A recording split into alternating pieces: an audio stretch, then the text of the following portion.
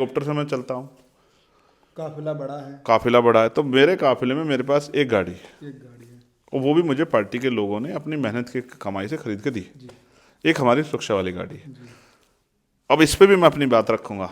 रही बात हेलीकॉप्टर की, मेरा अपना हेलीकॉप्टर तो है नहीं, कि बड़ी होने के नाते कम से कम ऐसी परिस्थितियों में तो उनका आशीर्वाद मुझे मिलेगा जब कि मेरी अच्छा। जान पे भी जो है बनाई है और मुझे गोली लगी है, तब तो उनके लिए वो उनके मुंह से दो शब्द मेरे लिए निकलेंगे आशीर्वाद के रूप में कि भाई वो बच्चा हमारा है और उसके साथ इतना अन्याय हो रहा है, उसको इतने जेल काटी, उसने लाठियाँ खाई, अब उसको गोली मार के मारना चाहते हैं, तो ये उसके साथ गलत नहीं कर रहे। लेकिन आप बताइए, मैं ऐसे समय में भी उनका आशीर्वाद नहीं ले पाया। बहन जी हमारी नेता, एक बार उनको आकलन करना चाहिए। अगर मेरे अंदर कोई कमी है तो मुझे सुधार का मौका देना चाहिए, कहना चाहिए कि भाई आप हेलीकॉप्टर में मत घूमो, तो मैं नहीं घूमूंगा।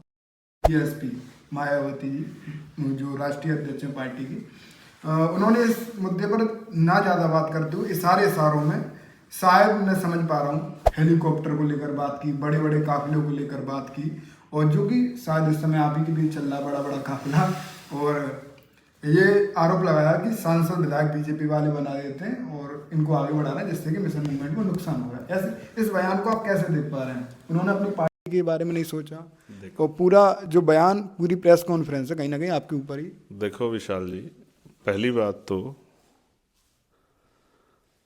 मैं अपना घर देखने की बजाय दूसरे घर देखूं, जी। तो यही आपको पता लग जाता कि आपको अपनी चिंता नहीं। हमारे कहावत है कि लोग अपने दुख से दुखी नहीं, दूसरे के सुख से दुखी।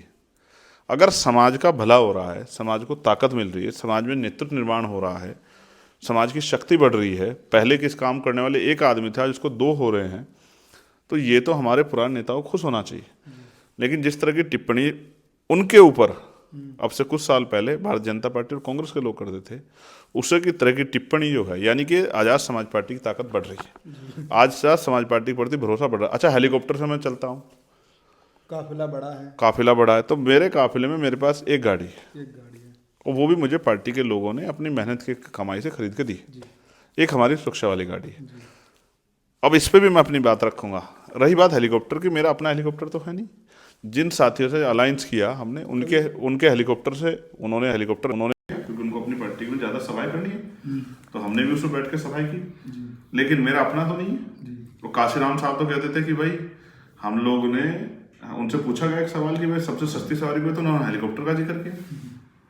तो आज उसी दल के नेता को हेलीकॉप्टर से परेशानी तो हो सकती है, लेकिन मैं आपकी जानकारी में बांट रहा, इस चुनाव में तो मैंने कोई हेलीकॉप्टर का यूज नहीं किया। छोटा सा हेलीकॉप्टर था, नीले कलर का, आशा है आपने छोड़ दो, किन परिस्थितियों में मिला, कैसे मिला और उससे क्या हो पाया, ये तो मैं और आप और जो लोग जमीन वो पर सेफ नहीं है ना वो हेलीकॉप्टर जिसमें आप बैठे थे, फिर भी वो अब हेलीकॉप्टर। वो किसी को, उनको मेरी जान की परवाह थोड़ा, उनको तो हेलीकॉप्टर की परवाह। वो तो जब मेरे ऊपर गोली लगी तब भी उसने, उनके लोग इस तरह टिप्पणी कर रहे थे, और मुझे बड़े दुख के साथ कहना पड़ेगा, मैं नहीं कहना चाहता था कि मुझे उम्मीद थी कि बड़ी होने के नाते कम से कम ऐसी परिस्थितियों में तो उनका आशीर्वाद मुझे मिलेगा जब मेरी जान पे भी जो है बनाई है और मुझे गोली लगी है, तब तो उनके लिए वो उनके मुंह से दो शब्द मेरे लिए निकलेंगे आशीर्वाद के रूप में कि भाई वो बच्चा हमारा है और उसके साथ इतना अन्याय हो रहा है, उसको इतने जेल काटी, उसने लाठियाँ खाई, अब उसको गोली मार के मारना चाहते हैं, तो ये उसके साथ गलत नहीं कर रहे। लेकिन आप बताइए, मैं ऐसे समय में भी उनका आशीर्वाद नहीं ले पाया।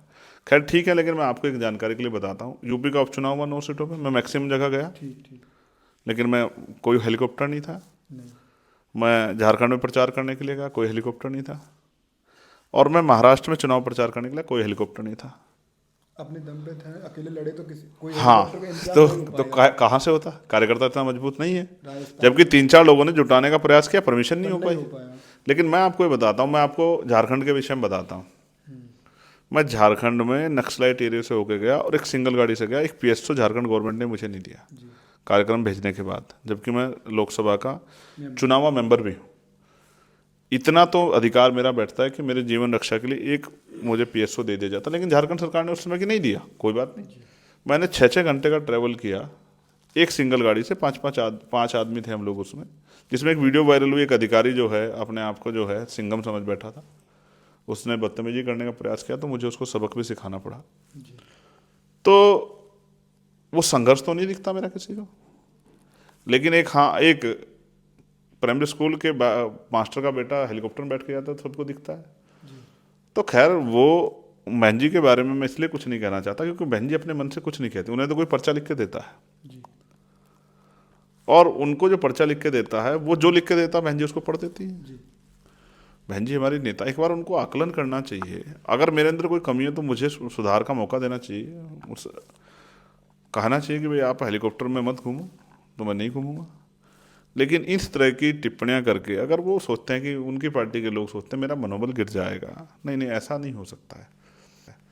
मैंने साथियों, जैसा कि आपको पता है, बी मिशन टीवी हमेशा ग्राउंड जीरो की रिपोर्ट आपके बीच रखता है।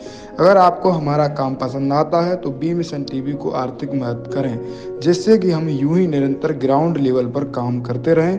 स्क्रीन पर दिख रहे QR कोड को स्कैन करें और अपने दान की राशि बी मिशन टीवी के खाते में भेजें। QR कोड के अलावा आप हमारी UPI ID BMissionTV@YBL पर भी मदद भेज सकते हैं।